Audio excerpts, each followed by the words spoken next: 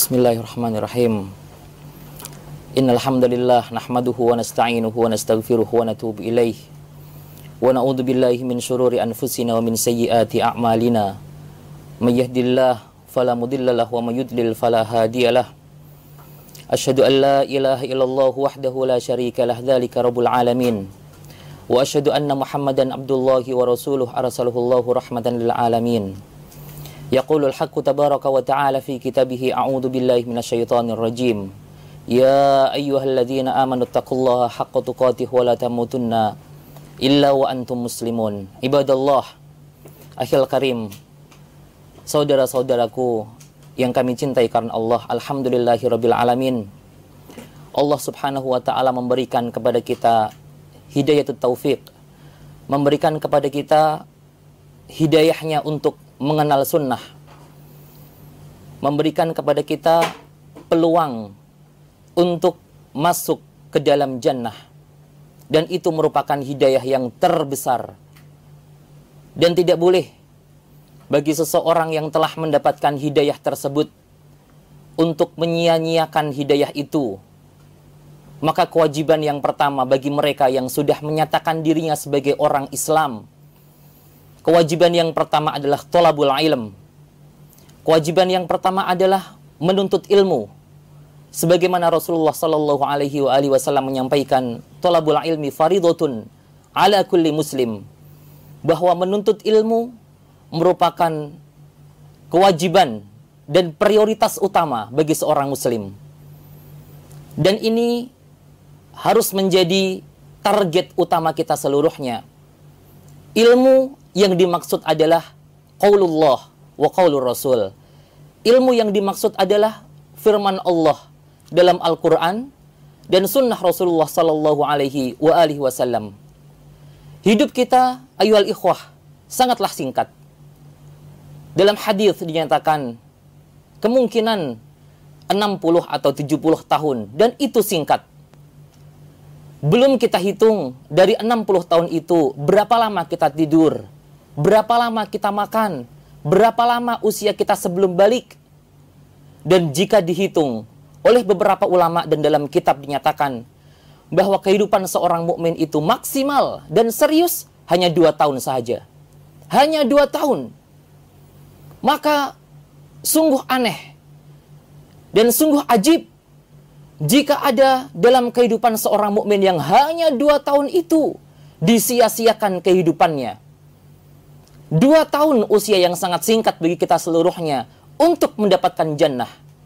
Maka Mu'adz ibnu Jabal, seorang sahabat yang mulia, menginginkan seandainya seluruh kita mengikuti perkataan Mu'adz ibnu Jabal, alangkah indahnya. Apa yang beliau nasihatkan kepada kita?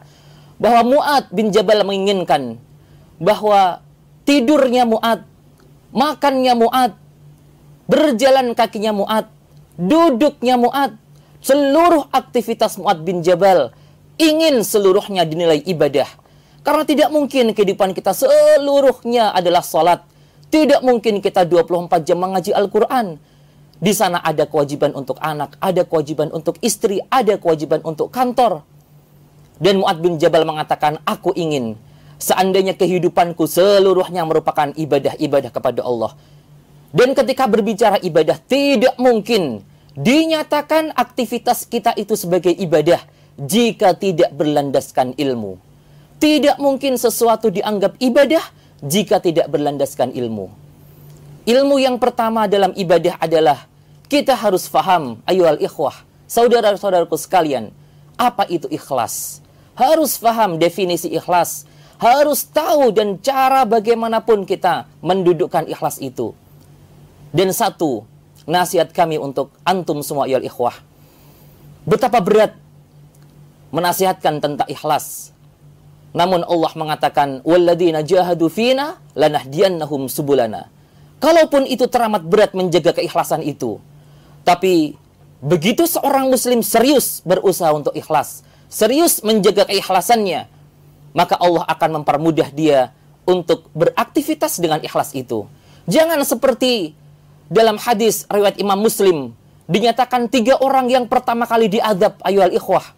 Dan kita harus faham, hadis ini sahih. Riwayat Imam Muslim menyatakan 3 orang yang pertama kali diadab oleh Allah adalah ustadz, ilmuwan. Dinyatakan apa?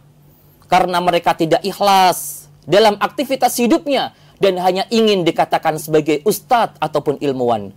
Kemudian ustadz ini di akhirat nanti diseret di atas mukanya untuk masuk ke dalam api neraka. Na'udzubillah. Yang kedua, orang yang diberi kelapangan rizki, diberi kemampuan untuk gemar bersedekah, tapi kembali dia tidak ikhlas dalam sedekahnya, maka diseret di atas mukanya ke dalam api neraka karena ingin dikatakan dermawan.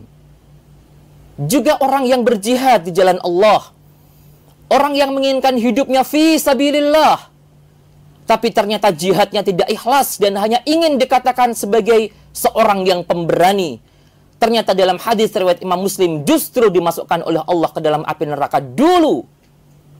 Seperti itulah ayyuhal ikhwah tentang ikhlas. Dan yang kedua harus kita perhatikan adalah ittiba. Kita harus tunduk, harus patuh dengan perintah Rasulullah. Rasul mengatakan A, kita harus mengatakan sami'na wa ata'na. Rasul menyatakan salat, sallu kama ra'aitumuni usalli. Salatlah engkau sebagaimana aku salat. Kita harus tahu bagaimana salatnya Rasul, bagaimana sujudnya Rasul, bagaimana iktidalnya Rasul, bagaimana tayamumnya Rasul, bagaimana wudunya Rasul. Seperti itulah ayyuhal ikhwah rahimani wa rahimakumullah yang harus kita kejar selama ini tentang ilmu, ilmu tentang Islam, ilmu tentang Allah, ilmu tentang Rasul. Jangan pernah disia-siakan. Karena apa ayyuhal ikhwah? Usia kita hanya 2 tahun. Tidak lebih dari itu. Dan ketika kita ingin mendapatkan kemuliaan dengan 2 tahun itu, kita harus maksimal dengan ibadah. Maka jadikan ibadah-ibadah yang istimewa itu seluruhnya bernilai di mata Allah dengan ikhlas dan ittiba. Subhanakallahumma wa bihamdika asyhadu an la ilaha illa anta astaghfiruka wa atubu ilaik. Wa jazakumullahu khairan. Akhukum fillah Muhammad Arif.